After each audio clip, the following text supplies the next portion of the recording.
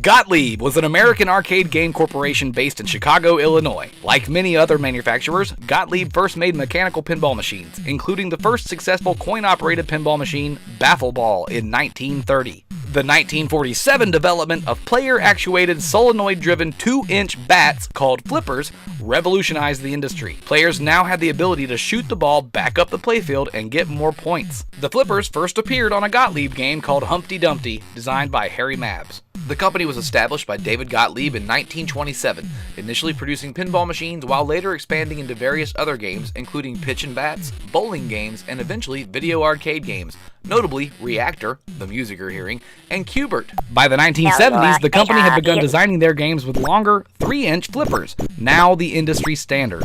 Gottlieb was bought by Columbia Pictures in 1976, and in 1983, after the Coca-Cola Company had acquired Columbia, Gottlieb was renamed Milstar Electronics, or Milestar, I'm not sure how to pronounce it. But this proved to be short-lived. By 1984, the video game industry in North America was in the middle of a shakeout, and Columbia closed down Milstar at the end of September 1984. A management group led by Gilbert G. Pollock purchased Milstar's pinball assets in October 1984 and continued the manufacture of pinball machines under a new company name, Premier Technology. As a result of this, a number of prototype Milstar arcade games, which were not purchased by the investors, were never released. Premier did go on to produce one last arcade game, 1989's Exterminator. Premier Technology, which returned to selling pinball machines under the name Gottlieb after the purchase, continued in operation until the summer of 1996, when the declining demand for pinball machines forced the company to cease business. Premier did not file for bankruptcy, but sold off all its assets for the benefit of its creditors. Gottlieb's most popular pinball machine was PINBALL, released mid-1931, and their final machine was Barbed Wire, early 1996, based on the Pamela Anderson movie Barbed Wire. This brings us to the early 90s and John Norris, a pinball designer with Gottlieb. From his blog, back in the early 90s, I had just completed the full-size pinball Super Mario Bros. And was told that the Nintendo license for that game and the smaller redemption game Mario Mushroom World that Ray Tanzer designed also included one more game. I was asked to choose from Nintendo's library and chose The Legend of Zelda: A Link to the Past as my next design. Our management agreed and let me begin on the project. I spent many hours playing the video game on the Nintendo console and began to create a playfield and game rules for this theme. I was really excited and enthusiastic about making a great pinball game and put a lot of time and effort into the design. I was several weeks into the project. Having completed the playfield layout and game rules, it was time to bring in the development team and take things to the next step. Then suddenly, management called a meeting to inform us that they had just secured a new license for a new TV show, American Gladiators. The problem was that this license had a short time window, and we had to come out with the game soon. The decision by management was made to change Zelda to American Gladiators. I modified the game rules and kept the same playfield layout. Then, about 7 or 8 weeks into that project, another meeting was called, and we were told that the American Gladiators license had fallen through and we needed to change the theme again. But we only had 4 weeks until the game was going into production. It was way too late to change the game back to Zelda, and we decided to keep the exact same game rules and change the art to Gladiators. Gladiators is the game that should have been The Legend of Zelda. Maybe someday I'll finally be able to design that pinball machine. The first time I went to Southern Fried Game Room Expo in 2017, I saw this machine. The Legend of Zelda by Gottlieb? I had never heard of such a thing. I couldn't believe it existed, but what stood before me was just a white wood table with a couple little descriptions of what was going on and a brief synopsis of the story of what it was.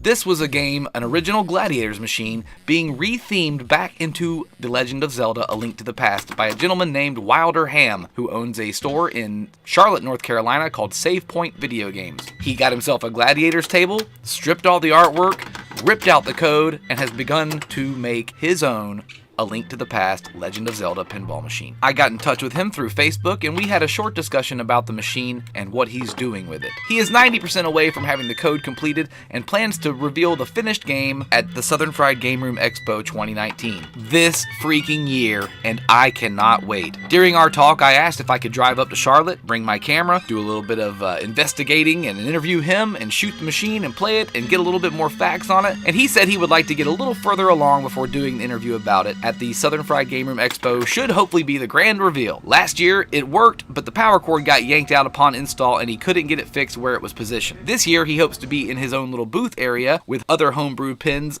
from Fast Pinball, FAST. I believe that is the program he's using to develop the software and the brains for it. Last year, apparently only one mode functioned. Again, I never saw it up and running. I wasn't able to play it. I was just gawking at it from afar. When I asked about the artwork he intends to use, he said he wanted a mix of 90s pinball art mixed with concept art from the original game. He has been in touch with John Norris, the original designer. All things are looking up. I hope he ends up making the coolest Legend of Zelda table on the planet. If you're familiar with the Super Nintendo title, he intends to walk through the game in 6 modes. Mode 1, rescue Princess Zelda from Hyrule Castle, a 2-ball multi-ball.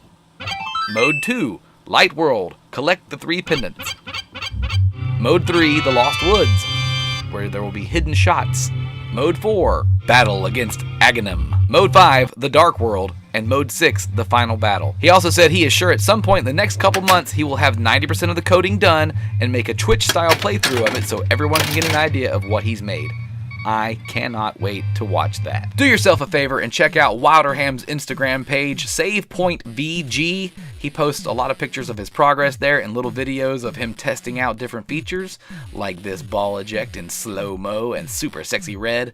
Actually, the red was caused by me ripping the footage and it just came in red and I thought it looked cool, so I left it that way. You're welcome. Thank you guys so much for watching the CaptNRetro Show and Lost Pins Episode 3. Be sure to check in next week for Lost Pins Episode 4. Like, comment, subscribe. Tell me how awesome this machine would be if it was in your living room right now. I want to know that in the comments. Tell me how awesome it would be. Captain! CaptNRetro, it's the CaptNRetro Show!